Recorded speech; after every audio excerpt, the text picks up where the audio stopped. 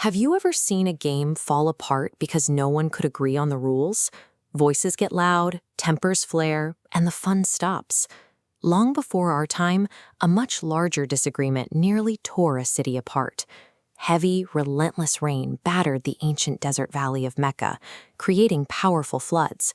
The rushing water slammed into the walls of the sacred Kaaba. The stones shifted, and massive cracks crept up the sides of the structure. The tribes of Quraysh had to rebuild it, but when placing the sacred black stone back into its corner, pride took over. Every leader demanded the honor for himself. Swords were drawn, and a peaceful rebuilding turned into a bitter standoff. When disagreements go unsettled, they break communities. Fixing what is broken requires a leader who values fairness over winning. That person was Muhammad, peace and blessings be upon him. Even before his prophethood, the people of Mecca called him Al-Amin, the Trustworthy. When he walked into the courtyard, the angry men immediately lowered their voices and agreed to accept his judgment. He laid out his own cloak, placed the black stone in the center, and asked the leader of every tribe to grab an edge. Together, they lifted the stone as one. He showed them fairness is an active choice. It means finding a way for everyone to participate, rather than fighting to be the only winner. That same strategy works today. If you're stuck in an argument over a game or a toy, finding a compromise where everyone gets a turn builds a stronger friendship than shouting your way to the top. True leadership is about choosing cooperation over personal pride. Years later, seeking quiet reflection away from the busy streets of Mecca, he began retreating to a high, rocky place called the Cave of Hira. It was there, in the quiet of the mountain, that the Angel Jibril suddenly appeared, delivering a command that would echo through history. Iqra, read. The experience was incredibly heavy. He didn't feel instant triumph, he felt terrified. The physical presence of the angel and the responsibility of the message he was being asked to carry overwhelmed him. These verses were the first sounds of the Quran. They were a guide for how a person should live and treat others, shared with humanity for the very first time. Stepping into a role that changes the course of history is a heavy burden.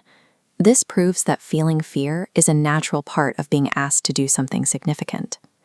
His immediate response wasn't to face this burden alone. Trembling from the encounter, he rushed down the mountain and went straight home to his wife, Lady Khadijah. She didn't dismiss his fears. She wrapped him tightly in a blanket to calm his shaking, and gently reminded him of his character, that he cared for the poor, kept his promises, and treated family well.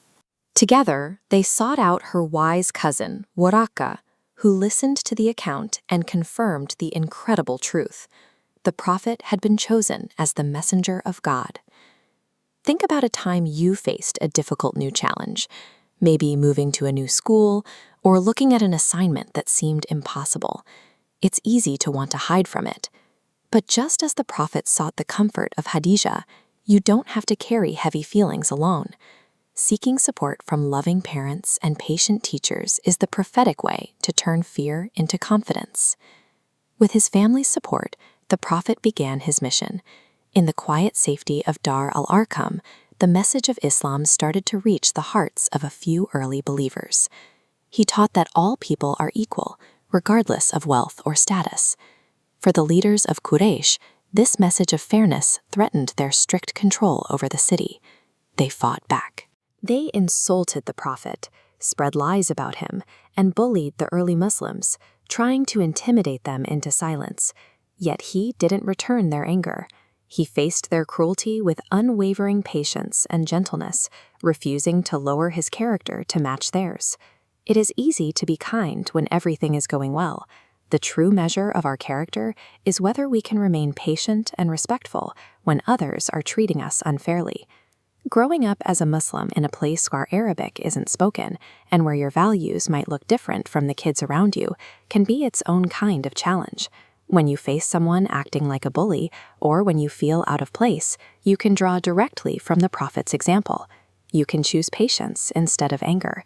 This is what it means to be a living Quran. We recite the Arabic text, and then we demonstrate fairness, seeking knowledge and patience in everything we do. At Muslim Academy, we help families bridge the gap between reciting the text and living the values. Our live, one-to-one native Arabic-speaking teachers meet your child exactly where they are, making the Quran, Arabic, and Islamic manners simple and engaging. We help your child grow up connected to the words, understanding their meaning, and loving the guidance. Start your family's journey today with a free trial class.